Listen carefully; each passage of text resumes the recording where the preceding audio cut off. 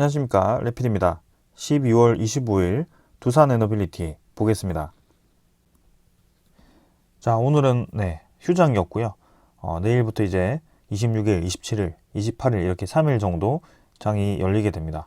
29일은 폐장일이고 올해는 3일 정도 증시가 열리고 마무리가 됩니다. 그래서 그 전에 이제 내일 증시 열리기 전에 좀 소식들 가져와 봤고요. 여기에 대해서 잠깐 살펴보고 내일 시장을 또 대응을 해보겠습니다. 일단 엊그제 말씀드린 것처럼 올해는 28일이 배당 기준일입니다.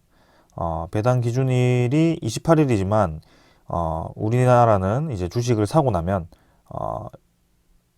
장부에 표시가 되는 것이 이틀 뒤이기 때문에, 그래서 28일이 실제로 배당 기준일이지만 그 이틀 전인 26일이 배당 기준일이 됩니다.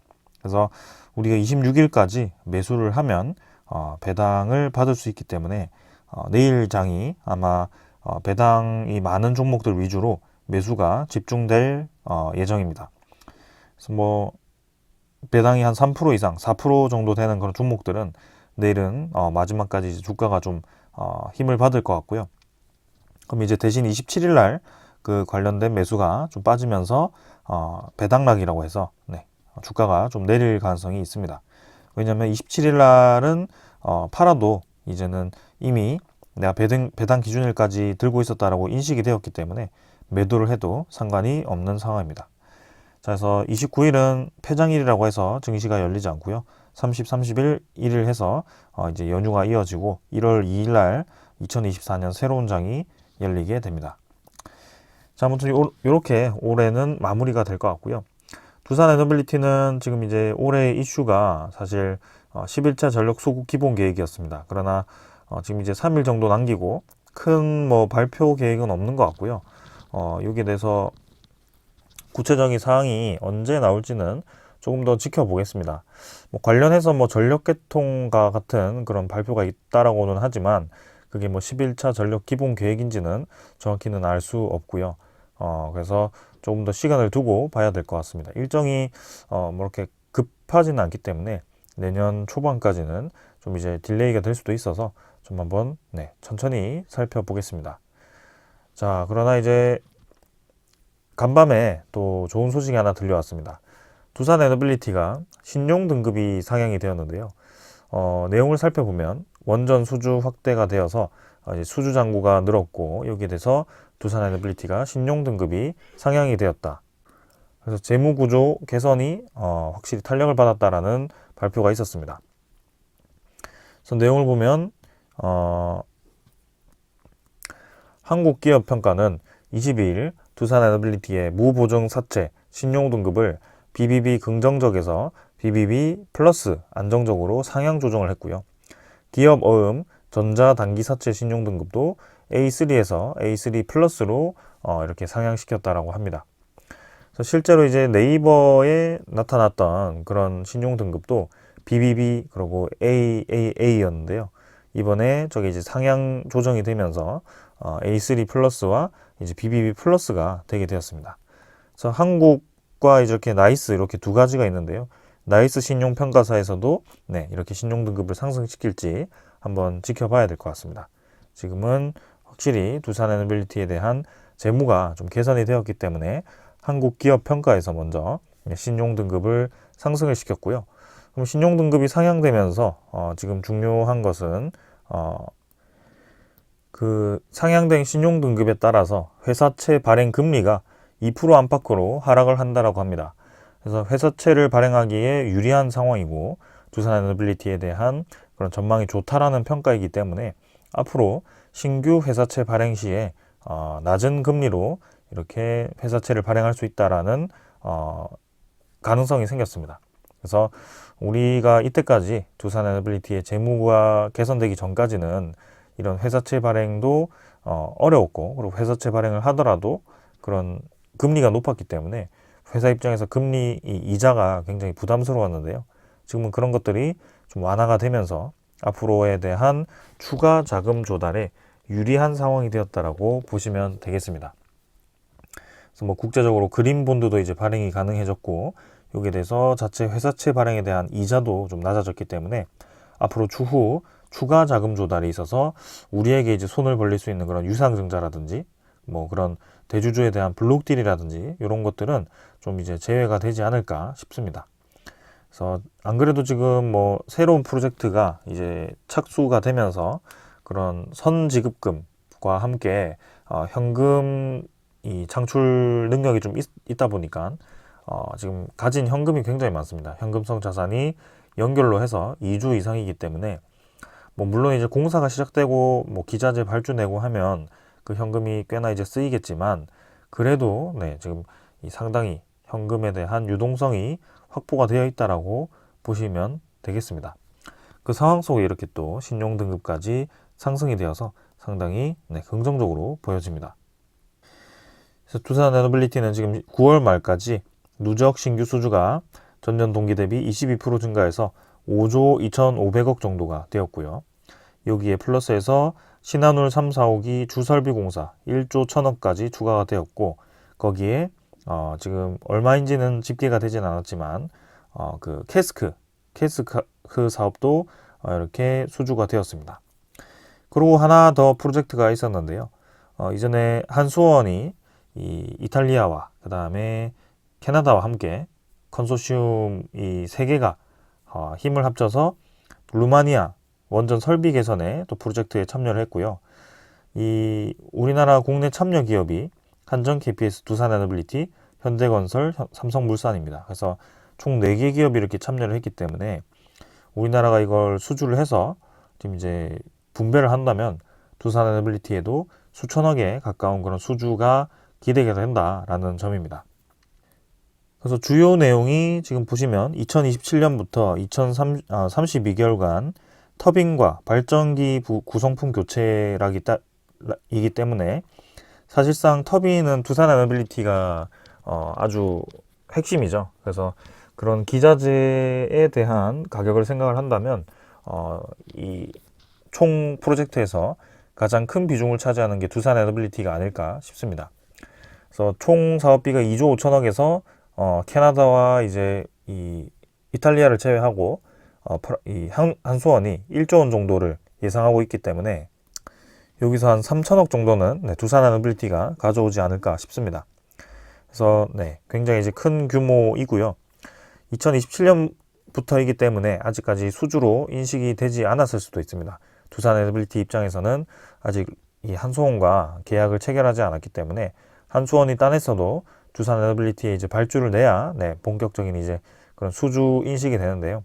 아직까지 루마니아 설비 관련해서 그 소식은 없었습니다. 뭐 그게 금액수가 좀 적어서 뭐 크게 진행이 되지 않았는지 아니면 2027년 공사이기 때문에 좀 더 시간을 두고 뭐 내년에 이제 발주가 될 수도 있고요. 그런 것들을 좀 봐야 되겠습니다. 아무튼 충분히 하반기에도 신규 수주를 할 수 있는 이 기반을 마련했고요. 전체 금액 자체로는 이제 올해 목표치인 8조 6천억을 달성을 하진 못했지만 그래도 8조에 가까운 그런 수주 금액을 달성을 하면서 이전보다 확실히 이 수주에 대한 양이 늘었다라고 볼 수가 있고요. 그리고 매출 인식 대비해서 늘어나는 신규 수주량이 늘어나다 보니까 총 이 수주 잔고가 계속 늘고 있습니다. 그래서 두산에너빌리티가 점점 일감이 많아지고 있다라고 보시면 되겠습니다. 자, 그래서 뭐 재무제표도 사실 이전에 확인을 했었고요. 여기에 대해서 보면 단기 차입금이 감소를 했었기 때문에 우리는 굉장히 좋게 보고 있었죠. 그래서 뭐, 네, 여기 보시면 현금성 자산이 4,720억이고요. 굉장히 여유가 있었습니다. 그리고 유동부채 중에서도 단기 차입금이 지금 이제 9,900억 정도, 3,000억 정도 줄었고요. 뭐 장기 차입금이 좀 늘긴 했습니다만 그래도 이 단기 차입금이 줄었다라는 것은 이전보다 확실히 네, 여유로워졌다. 한참 좋지 않을 때는 단기 차입금이 2조, 뭐 3조 이렇게 많았던 적이 있었는데요. 지금은 그 차입금이 많이 해소가 되었습니다. 그래서 기업이 이제 정상화되고 있는 상황이다라고 보시면 될 것 같고요. 단기 차입금이 영원히 될 수는 없습니다. 네, 기업 입장에서는 항상 이제 부채를 가지고 있고 특히 이런 두산에너빌리티가 영위하고 있는 사업들, 이 중공업과 같은 그런 건설 사업들은 항상 부채 비율이 높은 편입니다. 그렇게 이제 사업을 확장시키기 때문에. 그래서 지금 정도면 사실 두산에너빌리티가 거의 정상화되었다라고 보는 게 맞고요. 재무가 뭐 우리 입장에서 불안한 정도는 아니다라고 볼 수가 있겠습니다. 그렇다고 막 반도체 기업들 뭐 그런 돈 많은 기업들처럼 아주 탄탄하지도 않습니다. 네, 그 시간까지는 좀 이제 시간이 걸리겠지만 그래도 많이 개선이 되었다라고 볼 수 있고요. 이전처럼 우리가 뭐 언제 또 유상증자를 할지 뭐 우리에게 또 손을 벌릴지 모르는 그런 불안한 상황은 아니다라는 점입니다. 그래서 만약에 그런 상황이 다시 한번 벌어진다고 한다면 다른 루트를 찾을 가능성이 높아 보이고요. 이미 유상증자를 통해서 주식수를 많이 늘렸었고, 그리고 최대 주주 지분이 지금 이제 아슬아슬한 퍼센트이기 때문에 굳이 리스크를 안고 그렇게 주식수를 늘리는 것보다는 뭐 두산에너빌리티 입장에서는 대주주 이제 지배력을 늘리는 게 좋겠죠. 그래서 두산 자체에서 제3자 유상증자 배정으로 아예 지분을 사거나 혹은 뭐 또 이제 두산밥켓과 같은 그런 자회사에 대한 지분 일부를 매각시키면서 또 이 차익 실현을 하거나 뭐 그런 정도가 있을 것 같습니다. 그러나 지금 그렇지 않고서라도 이미 이제 현금성 자산이 많다라고 보여지기 때문에 당분간은 그런 일은 없어 보입니다. 자, 그래서 뭐 분위기 나쁘지 않고요. LNG 가스터빈도 계속해서 소식을 기다리고 있습니다. 사우디 쪽에서 좀 큰 소식을 기다리고 있었는데 올해는 크게 그 소식이 들려오지 않고 좀 넘어가는 분위기고요. 아무래도 사우디 입장에서는 그런 네옴시티라든지 좀 더 이 자금이 많이 투입돼야 되는 프로젝트들이 많은 것 같습니다. 그래서 우선순위가 조금 밀리는 듯한데요. 한번 뭐 기다려 보겠습니다. 그게 분명히 이제 시도는 되었었기 때문에 이르면 이제 11월 달 발표였기 때문에 좀 더 보겠습니다. 그러고 이제 우리나라도 지금 두산에너빌리티는 아직 뭐 직접적인 이 컨택은 하고 있지 않지만 한수원 입장에서는 네덜란드와 이제 신규 원전 타당성 조사를 착수를 하게 됩니다. 다음 달에 진행되고요. 한 6개월 정도, 최소 6개월 정도 전망이 됩니다. 그래서 원전 설계와 부지, 비용 등을 이제 검토해서 네덜란드에 제출을 할 예정이고요.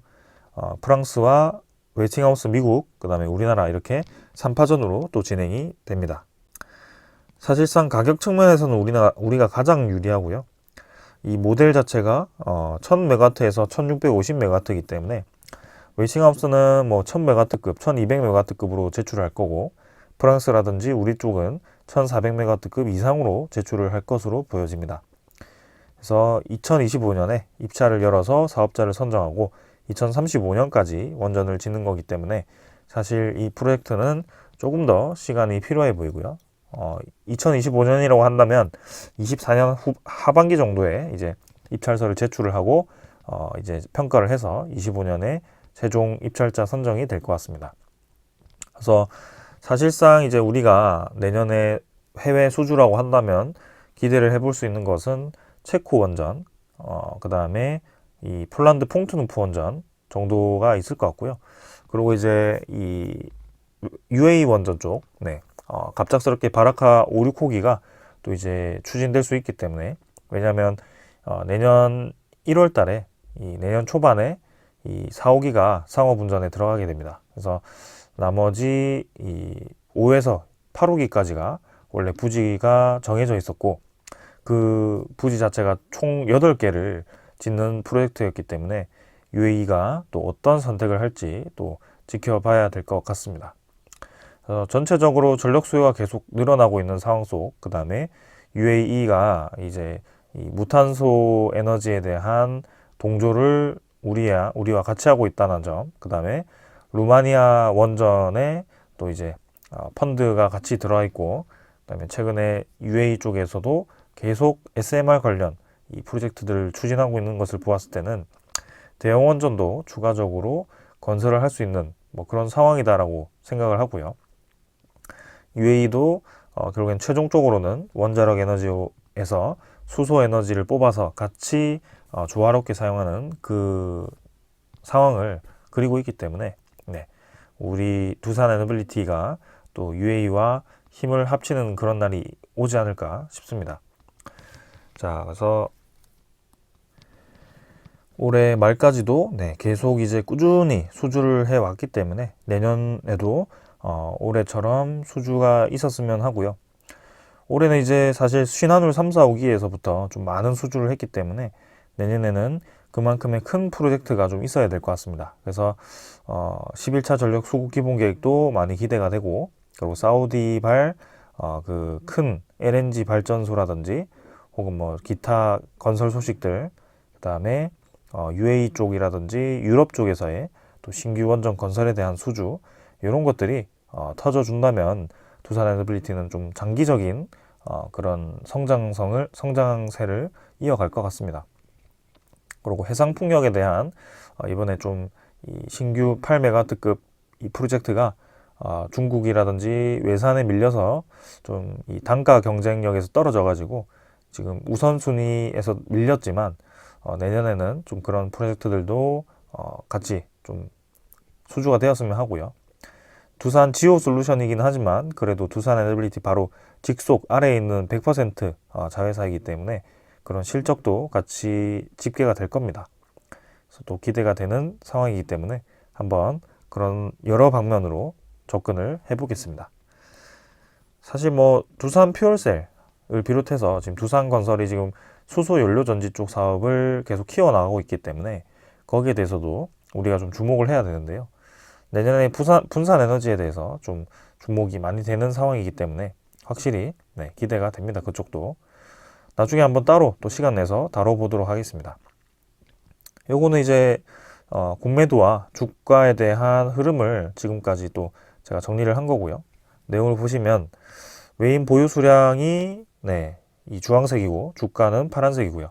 제 걸 오래 보셨으면 몇 번 이걸 봤기 때문에 알고 계실 겁니다. 그래서 외국인 보유 수량이 지금 최근에 가장 높은 상황에 위치를 했고 주가도 거기에 맞게 좀 올라갔습니다. 근데 최근에 주가 횡보 이 흐름에 대비해서는 최근에 외국인 투자자에 대한 매수세가 굉장히 강했다라는 점이고요. 이전에 대한 그런 흐름과는 좀 다르다. 주가가 좀 더 올라갔어야 되는데 지금은 그런 움직임은 아니고 외국인 투자자가 좀 공격적인 매수를 진행을 하고 있긴 하다라고 보여집니다. 그리고 그 아래 그래프는 주가가 이제 주황색이고 공매도 수량이 파란색인데요. 공매도가 이제 줄어들면서 주가도 이제 올라가는 그런 데칼코마니 형태의 움직임이 다시 한번 나오고 있습니다. 그래서 공매도 수량이 결국에는 400만 주, 300만 주 이전에 찍었던 저점만큼 또 이제 떨어질 것인지 살펴볼 거고요. 거기에 대해서 주가도 계속 올라갈 거라고 좀 보고 있기 때문에 한번 천천히 살펴볼 겁니다. 그 다음에 공매도 수량이 줄어들면 그만큼 외국인 보유 수량도 늘어나는 굉장히 이제 신기한 패턴이죠. 그래서 꾸준히 그런 움직임이 이어져 왔고요. 공매도가 이제 외국인 보유 수량과 거의 연결이 되어서 밀접하게 움직이고 있다는 것도 우리가 알 수가 있었습니다. 그래서 이 아래 그래프는 제가 평균화를 시킨 거고요. 네, 이 Y축 그죠? 기준 수량을 맞추기 위해서 제가 노멀라이즈를 한 겁니다. 그렇게 보고 나니까 이 공매도 수량과 외국인 보유 수량이 거의 대칭을 이루죠. 위아래로. 그만큼 외국인 투자자가 이 공매도를 활용해서 수량을 늘리고 줄이고를 반복을 하고 있다라고 보시면 될 것 같습니다. 그게 모건 스탠리든 뭐 골드만삭스든 지금 이제 그런 움직임이 지속되고 있다는 점이고요. 그 수량 자체가 절대값이 거의 동일하기 때문에 충분히 그렇게 우리가 볼 수가 있습니다.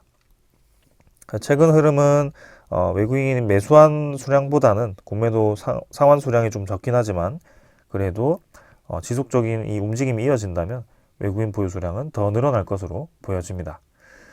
자, 그래서 남은 3일 동안 또 외국인 투자자가 계속 매수를 할지 혹은 뭐 새해 들어서 또 계속 매수를 할지 그런 것들을 좀 볼 거고요.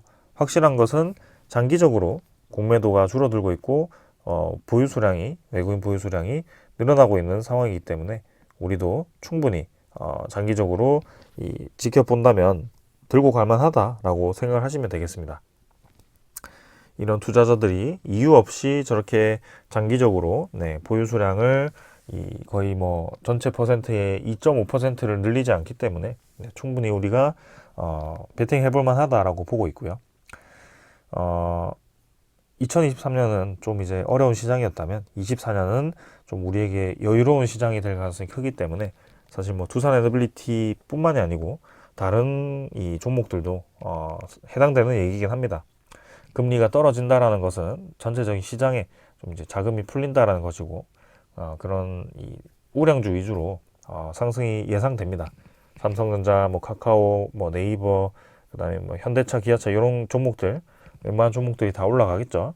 거기에 두산 에너빌리티도 포함이 될 거고요. 그리고 그 처한 상황에 대해서 또 이슈가 하나 나온다면 이전처럼 이렇게 큰 급등이 또 나올 수 있다라고 저는 봅니다. 그때가 증시가 한참 올라갈 때의 시기였고 그 아다리가 잘 맞아서 이렇게 크게 올라갔었는데 그 상승세가 한 번 더 나오지 않으리라는 법은 없습니다. 그래서 뭐 삼성전자, 카카오, 뭐 네이버 이런 종목들은 이렇게 올라간 종목들이었거든요. 그만큼 두산 에너빌리티는 힘이 한번 붙으면 아주 크게 올라가는 종목이기 때문에 기대를 하고 있는 것입니다.